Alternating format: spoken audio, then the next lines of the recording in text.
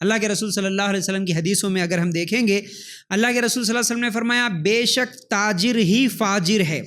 کسی نے اللہ کے رسول صلی اللہ علیہ وسلم سے سوال کیا، اللہ کے رسول کیا تجارت کرنا حلال نہیں ہے؟ اللہ کے رسول صلی اللہ علیہ وسلم نے فرمایا نہیں، تجارت کرنا حلال ہے۔ یعنی در حقیقت وہ تجارت کرنے والے، وہ بزنس کرنے والے، وہ کاروبار کرنے والے بات کرتے ہیں تو جھوٹ بولتے ہیں اور قسمیں کھاتے ہیں اور گناہ گار ہوتے ہیں۔ مسند احمد کی روایت۔ مطلب کیا ہے؟ بے شک تاجر ہی فاجر ہے، تجارت کرنے والا گناہ گار ہے، فاجر ہے، بولے اللہ کے رسول صلی اللہ علیہ وسلم۔ ارے بزنس کرنے والے کیسے گناہ گار ہو سکتے؟ کاروبار کرنے والے کیسے گناہ گار ہو سکتے؟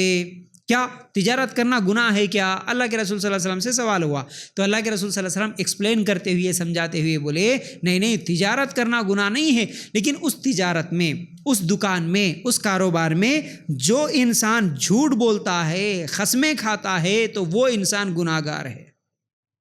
اور ایک حدیث دیکھیں گے، اللہ کے رسول صلی اللہ علیہ وسلم ایک مرتبہ جا رہے تھے، تجارت کرنے والے لوگ کہیں پر کاروبار کر رہے تھے، تجارت کر رہے تھے۔ اللہ کے رسول صلی اللہ علیہ وسلم نے فرمایا اے تاجروں کی جماعت، بے شک تاجر قیامت کے دن فاجر کی حیثیت سے اٹھائے جائیں گے، مگر تقوی کی راہ اختیار کرنے والے، نیکی کرنے والے اور سچ بولنے والے۔ ترمذی کی روایت۔ جتنے بھی تجارت کرنے والے ہیں، کاروبار کرنے والے، بزنس کرنے والے ہیں، اللہ کے رسول صلی اللہ علیہ وسلم بول رہے کہ تم لوگ کل قیامت کے دن فاجروں کی طرح اٹھائے جائیں گے، لیکن اس کے سوا، کس کے سوا؟ یہ گناہ نہیں کریں گے تو ان کے سوا سب کل قیامت کے دن فاجر بن کے اٹھیں گے۔ اللہ کے رسول صلی اللہ علیہ وسلم نے فرمایا یہ وہ لوگ ہیں جو تقوی کی راہ اختیار کرتے، مطلب تجارت کرتے لیکن اللہ تعالیٰ سے ڈر کے تجارت کرتے، اور دوسرا نیکی کرتے ہیں، گناہ نہیں کرتے تجارت میں، اور سچ بولتے ہیں، جھوٹ نہیں بولتے۔ مطلب کیا سمجھ میں آیا؟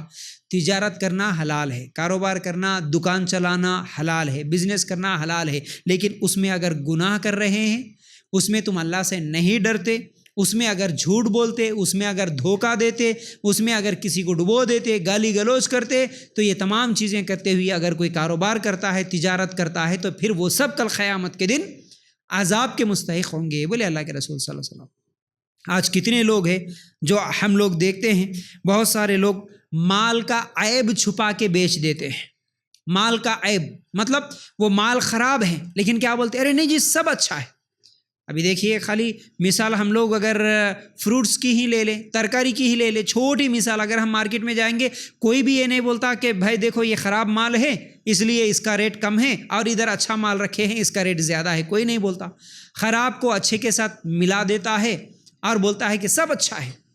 تھوڑا اگر ادھر ادھر دیکھے، اگر کوئی گاڑی سے نہیں اترا، صرف اس کے بھروسے پہ ارے باہر سے تو اچھا دکھ رہا۔ ابھی آپ دیکھیں گے یہاں پر جتنے بھی لوگ نیچے فروٹ بیچنے والے ہوتے ہیں، کبھی بھی آپ کون سے بھی فروٹ اور ترکاری کی بیچنے والے کو سامنے جو بھی لائن ہوتی ہے وہ سب اچھے دکھنے والے، بڑے بڑے آم، بڑے بڑے موز، یہ تمام چیزیں سامنے سجا کے رکھتے۔ ارے اچھا دکھ رہا نا جی بول کے قریب جا کے دیکھے تو کیا ہوتا؟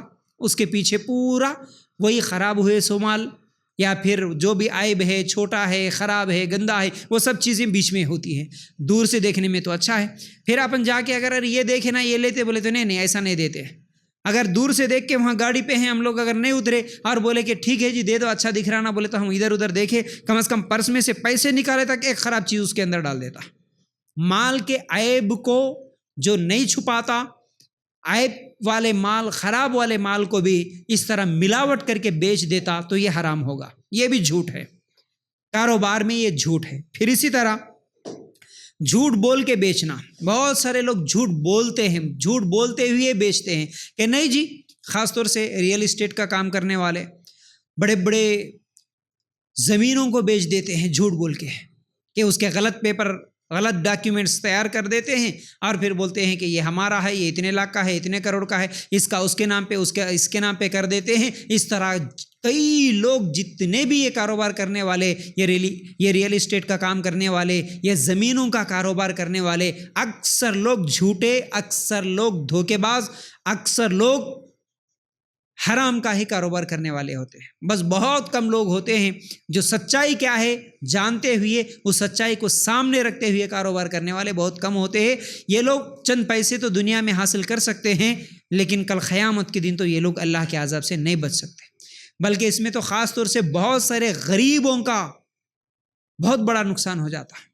یہ ریئل اسٹیٹ کے یہ زمینوں کے کاروبار میں کئی غریبوں کے اوپر ظلم ہو جاتا. بیچارے غریب لوگ جن کو معلوم نہیں ہے ان کی زمین اگر وہ لوگ بیچنا چاہتے ہیں تو مارکیٹ میں اس کی ویلیو بہت زیادہ ہوتی ہے، لیکن اس کو کم کر کے ان کے سامنے گراہک کو لے کے آتے ہیں اور بولتے ہیں کہ اس سے زیادہ مارکیٹ میں کوئی ویلیو نہیں ہے. جب وہ خرید کے دوسروں کو بیچتے ہیں تو بڑا چڑھا کے بیچ لیتے ہیں، دھوکہ دے دیتے ہیں اور دوسروں کے زمینوں کو کسی اور کے نام پہ کر دیتے ہیں. پھر بعد میں وہ دونوں لڑتے رہتے. ایسے بہت سارے، خاص طور سے یہ ریئل اسٹیٹ کے دھندے میں تو اتنے خطرناک مسئلے ہوتے. جتنے لوگوں کے تعلق سے بھی یہ دھندے کرنے والے ہیں سنتے ہیں کہ یہ اس نے اس کو ڈبا دیا، یہ اس نے اس کو دھوکہ دے دیا، اس نے حرام کا مال کھا لیا، اس طرح ہی لوگوں کے بارے میں سنتے ہیں. تو یاد رکھو یہ بہت بڑا جھوٹ ہے. جھوٹ بول کے بیچنا، مال کا عیب چھپا لینا. پھر اسی طرح جو بھی کاروبار کرنے والے ہیں، کاروبار کرتے ہوئے اگر دھوکہ دینا، جھوٹ بولنا، یہ تمام چیزیں کرتے ہیں تو پھر یہ اللہ کے ہاں جھوٹے لکھے جائیں گے. کل قیامت کے دن اس کا عذاب ہوگا.